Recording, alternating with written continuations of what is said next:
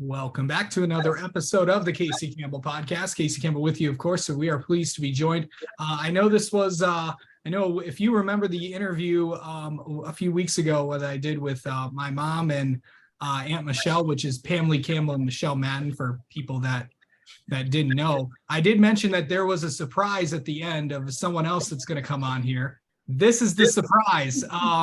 Pleased to welcome in 2003 Miss Michigan softball for pitching. That, of course, is the one, the only Jill Deroche, or now Jill Deroche Kennedy. How's it going? Oh, it's going. Thanks for having me. So first off, what are you doing these days? So I just finished my 14th year of teaching. I'm teaching middle school PE and health after getting my degree from Central Michigan University. Awesome. And just enjoying teaching and being a mom to my 9-year-old son. Yeah.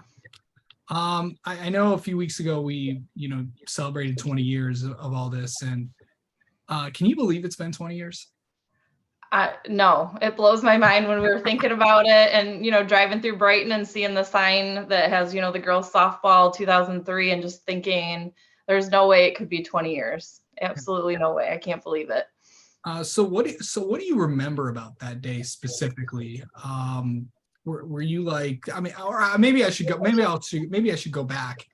What was that season like in the beginning? Because at the time there was a lot of mom had seasons where it was like, came close so many times, you talk about 83 and 97 and then came close another couple times and you felt like this was the year to do it. Is that what everybody felt at that time? Yeah, I think, we had set that goal at the beginning of the year as a team that's where we wanted to end up. And I think we started the season ranked as number 1 and we kind of had that target on our back all season. So we had that pressure, but I just feel like, we had those high expectations, and the previous 3 years when we had lost in districts or regionals, it was on some kind of fluke play that just didn't go our way. And so, I just feel like with the group of girls that we had, we were focused in on that goal and that being the end result for us.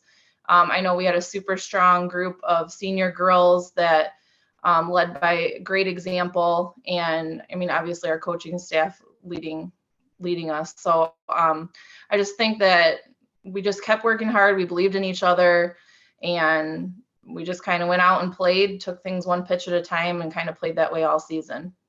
Was there like a specific game that you remember that was like, okay, maybe we can really do something here? Ooh, I don't know if there was a specific game, but I do remember like once we made it to the semifinals and we got to go to Battle Creek it was like, oh, we can really do this. We're going to be top 4, but we're aiming for that top 1. And I think once we made it to that point and we had gotten past, I think it was Ann Arbor Pioneer was a super close game. And I think it was a 1-run game, some kind of close game like that. And that was the game where everybody was kind of like, oh my God, it's going to be that one little thing that ends up happening. And we just hope it goes our way. And it ended up going that way against a really good Ann Arbor Pioneer team. So I think once we got to Battle Creek, I think we were kind of like, yeah, we got this. We can do this. So, I know that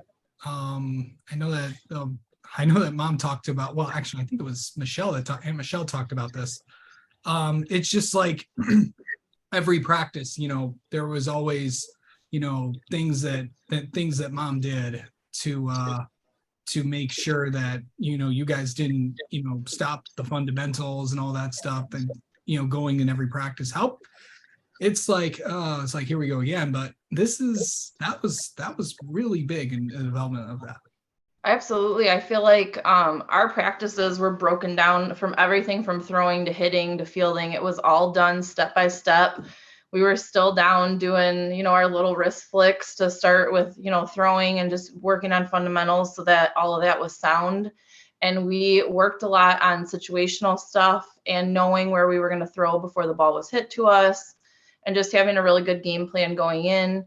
I know for me personally, I was always working with my catchers. So I had my sister caught for me a little bit during my days there. And then Maureen Makala caught for me. And then, Marion Davis caught the majority of our games. So just getting on the same page with those girls and working on, kind of the scouting report of what we wanted to do and making sure we were on the same page, and just taking everything seriously and at game speed. That's a huge thing, is that we weren't just lollygagging at practice. We were taking things like it was, we were serious about it and taking things full speed, so that when it came to game time, it was just a reaction.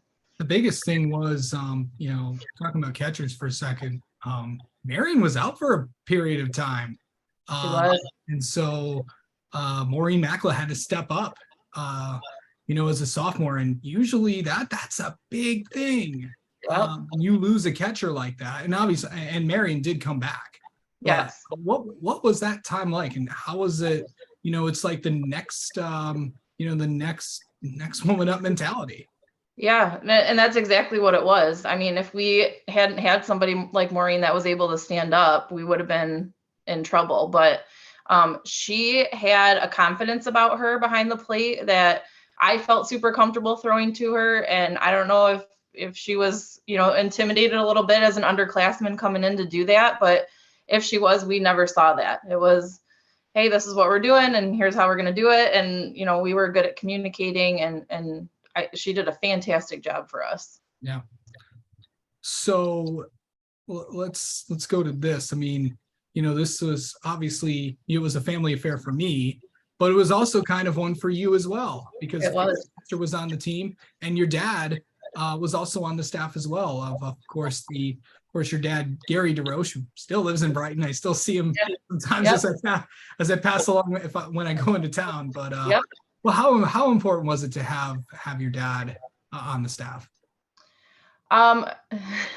So my dad just kind of somehow made his way onto the coaching staff. And I mean, all jokes aside, it's pretty cool to have somebody that knows the pitching side of the game and had played enough baseball in the past to kind of understand, and had followed me with travel ball, and kind of knew how I worked and my mentality, and was able to help call pitches and set things up. And I think looking back on it now, there were days where, my dad would get at me like after a practice or after a game and be like, hey, you're throwing that 0-2 ball way too close to the plate. And, kind of stuff like that, where I'm like, now it makes a lot more sense than it did in the moment. But I was really thankful to have him and my sister at first base, both being supportive of what I was doing, and then in return, supporting my sister and my dad for being there as well. Yeah. So, going into that day, what do you remember about the final, that final game? So I think your mom had talked about watching Escanaba's practice the day before, because we were on like back-to-back fields.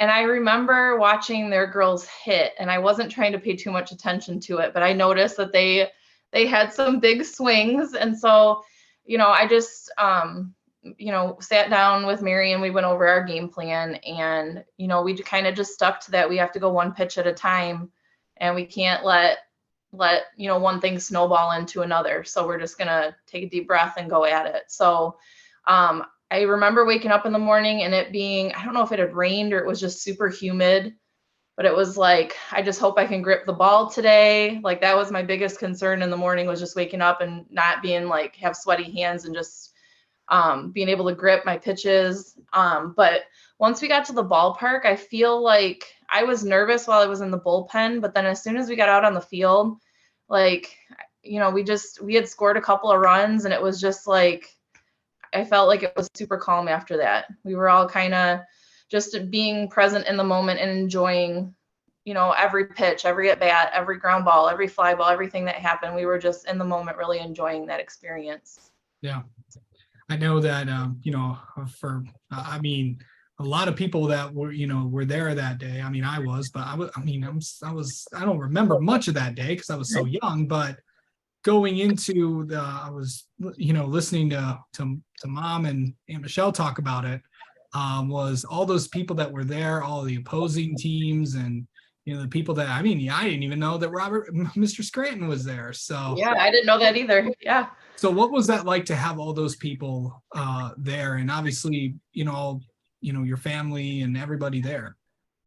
Yeah, for me, I mean, holy cow, I think my entire family from both sides was there supporting us that day. And up to that point, that was probably one of the biggest crowds I had ever played in front of. So just seeing the stadium full and seeing, all the Brighton support. I know we had a lot of, like our athletic director and everything was out that day. And that was tough because if you remember, our girls soccer team played in the state finals that same day. That's So right. a lot of people finished our game and just took off running and went over to watch soccer play. So to have them there and just kind of have that Brighton community support us and what we were doing, that was a huge deal. And I know my grandma was able to make it to that game and watch me. And, we share a middle name. So she'd always be screaming at me from the backstop and Nice. just cheering for me. So I remember, happy things like that and having my family there to support me and all of our parents there. I mean, we traveled. I mean, everybody went to every game. So, I mean, it was just crazy to have that support all the time from every family.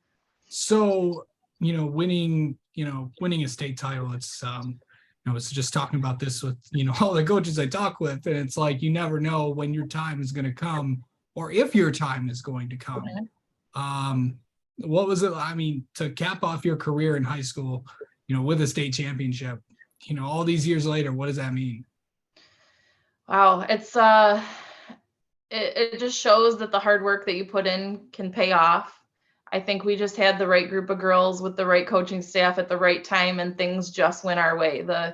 It's a game of inches, and we had the hit that went the right way, or we had the diving catch that went the right way. It just, things just happened for us in that particular year that made it perfect for us.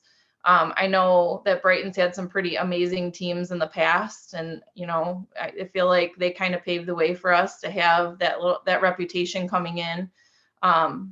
But yeah, I think looking back on it now, I just think about all the hours and all of the bullpen sessions and all of the team building activities and all 4 trips to Florida that I took for spring break with the girls, and how our coaching staff set up everything for us, not only to be successful on the field, but as people in the real world. That's the biggest thing 20 years later that's coming out of all of this. Do you still talk with everybody on that team? I don't. I've lost touch with some people. A lot of people, it's just a few messages here and there. A lot of people have kind of scattered around. But yeah, every now and again, I'll see some people or chat on Facebook and that kind of thing. Yeah. And I know that I know you're still in touch with, with my family as well. What is that like what did those two mean to you? What did the coaching staff mean to you? I'm mostly talking about, my mom. That's going to be hard to put into words. It sure is. Both of those coaches for me, and sometimes you don't realize this in the moment, they're giving you, I mean, I got some tough love. I had some encouraging conversations. Your mom used to write me notes. But it's the life skills and preparing me and the girls for things that are going to happen outside for us to be successful people. And I think, a lot of those lessons in the moment, I was like, okay, yeah, I got it. But it's, 20 years later and you're like, you know what? I learned that in high school softball, So those 2 women are 2 of the most incredible people I have ever met in my entire life. And to have them on my side and in my corner, going through all the ups and downs of my life, trying to finally find a teaching job in Michigan, they've always just supported me and, I've been there for the big moments and some of the tough times. And they always have an encouraging word. I know, they just supported me at my stepmom's funeral this past February. And, just to know that they care beyond you as a person or beyond a softball player it's huge. And, the way that they kind of set things up for us, I was thinking today back, and I have my binder here with me of all the stuff I saved from high school softball. And, we always got buddied up with somebody. So, as a freshman on varsity, I'm scared out of my mind. And, she put me with an upperclassman who took me under her wing and kind of showed me the ropes of everything and helped me, mature into the program. And then as a senior, I was able to do the same thing with Darcy Thomas, who came in as a freshman And I was able to kind of be her buddy and mentor her and help her out. And, so everybody having their buddy and doing that sort of thing. And it just made our team closer doing that. And, our trips to Florida with all of the different activities that we would do, like we'd practice in the morning, have our time in the afternoon, and then some kind of team bonding activity. I don't know very many teams that go south anymore and do that kind of stuff. There's still a few, but it's far and few between. Yeah. I mean, that was huge for us. And it wasn't even just the practice part. It was the team bonding and all the families being there and just enjoying time together and getting to learn who we are as a team. And, some of the other things, just like I remember at the end of practice, sometimes your mom would have us go lay on the field in our positions. And, at the time I was like, okay, I can do that. And she's like, just visualize yourself going through, like, tomorrow we're going to I remember that. Yeah, we're going to play Heartland tomorrow. They're blue and gold. Picture what you're going to do tomorrow. Yeah. And, now 20 years later, as a health teacher, I'm teaching these same techniques to my students, and we're going through, visualization and all this mindfulness stuff that's huge now. And it's like, wow, I was doing this 20 years ago. And I'm able to sit there and tell my students, hey, I was 20 years ago in high school, I was doing this and it worked for me, and we did it through college. And so it's funny to see those things come back around. And now I get to facilitate that. So just a lot of really good, positive conversations, amazing feedback from things on and off the field, and just unconditional love and support, honestly. I mean, they're two of the most amazing people I have ever met. Absolutely. Of course, you were also All-State Gatorade Softball Player of the Year in Michigan. So, of course, you then went on to play for another legend in Margot Yonker as well. What was up at Central? What was that like? I mean, of course, that's where Mom went. Following her footsteps. Well, we had a couple conversations before I left high school, because at that point, I had been playing year round for a long time, and I felt like I was getting burnt out, and I was like, I signed to play, but I'm not really sure if this is what my next step should be. And your mom sat me down and said, Jill, if you don't take this opportunity, you're going to regret it. You got to go and give it your best shot. And I did, and I ended up really enjoying my time up there. And, same kind of thing, just, bonding with a new group and traveling around and doing all the same kind of stuff. But it was, I feel like we were a pretty close-knit team up there, and just, it's one step higher than high school ball. You got to bring your A game. And I just really enjoyed my time up there. Yeah, of course. And of course, now you're teaching at Grand Blanc. What's that? What is that like? And just experience teaching and all that. Well, I have moved around a little bit with teaching. Coming out of Central, I had a hard time finding a job here in Michigan. So I've actually been in 3 districts before I came to Grand Blanc. So I did move to Arizona for a year. I was in Indianapolis for a year. And then I did teach part-time in Brighton at the alternative school there. And then coached a year of varsity softball with the program. And then ended up getting my job in Grand Blanc. So I've been there, I think, 11 years now in Grand Blanc. And, I think just being an athlete, there's so many different skills that you learn that help, like, the time management and the cooperation and, all that kind of stuff that you learn on the field that just helps you understand kids better and just, be a better teacher for them. All right. Well, Jill, thank you so much for coming on. And also, to the audience out there, if you like this podcast or any of my podcasts, be sure to share it with your friends, and please hit that subscribe button down there. That's really going to help out this channel a lot. All right. Thanks, Jill, for coming on. Really appreciate it. Anytime.